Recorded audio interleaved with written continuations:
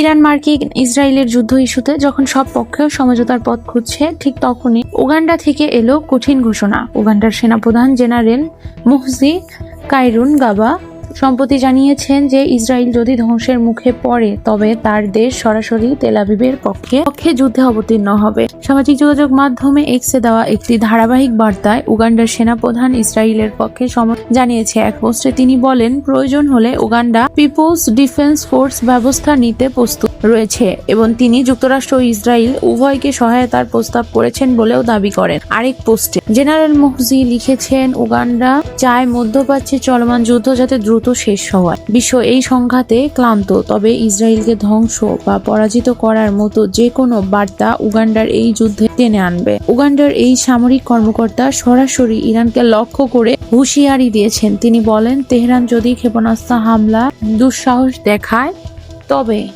তারা নিজস্ব ক্ষেপণাস্ত্র দিয়ে সমুচিত জবাব দেবে। 1976 সালে এনতেবে অভিযানের সময় যখন ইসরায়েলি বাহিনী উগান্ডার প্রধান বিমান বন্দর থেকে উদ্ধার করেছিল, তখন থেকেই সম্পর্ক ভালো হয় দেশ দুটির।